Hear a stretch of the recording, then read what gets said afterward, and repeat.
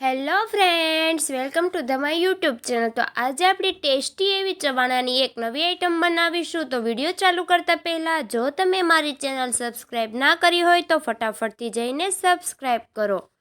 તો હવે આપણે એક મિક્સર જાર લઈશું. તેમાં આપણે 250 ગ્રામ જેટલું ચવાણું એડ કરી દઈશું. ચવાણાને સારી રીતે ક્રશ કરીને આપણે એકદમ ભૂકો કરીને તૈયાર કર્યું છે.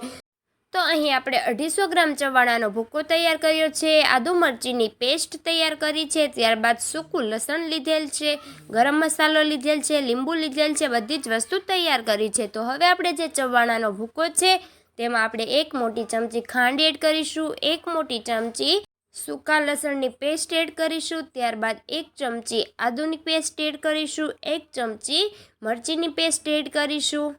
તો આ રીતે બધા જ મસાલા આપણે છે તે ચવાણામાં એડ કરી દઈશું.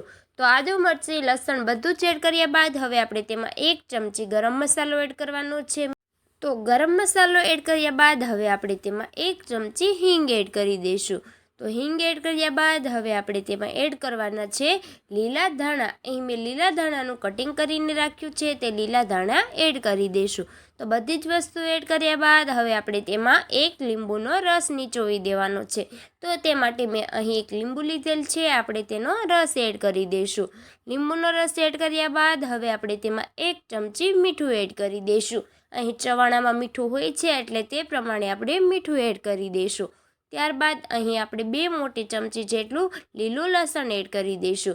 તો બધી જ વસ્તુ એડ કર્યા બાદ હવે આપણે તેને સારી રીતે મિક્સ કરી દઈશું.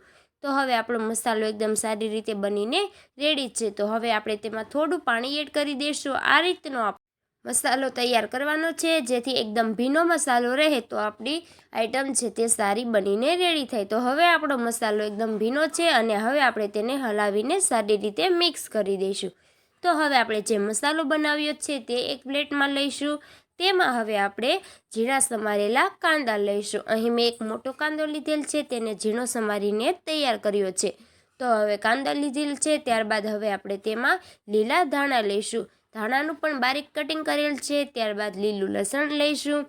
લીલું લસણ લીધા બાદ હવે આપણે તેમાં એડ કરવાની છે ખજૂર આંબલીની ચટણી. તે અહીં 2 મોટી ચમચી મેં યુઝ કરી છે. તો ખજૂર આંબલીની ચટણી એડ કર્યા બાદ હવે આપણે બધી જ વસ્તુને સારી રીતે મિક્સ કરી દઈશું. તો હવે આપણી ચવાણાની ચાટ બનીને એકદમ રેડી છે. તો ફ્રેન્ડ્સ, આ ચાટ એટલી ટેસ્ટી લાગે છે કે નાના મોટા બધા જને પસંદ આવે. તો તમને કેવી લાગે તે કોમેન્ટ કરો અને સબસ્ક્રાઈબ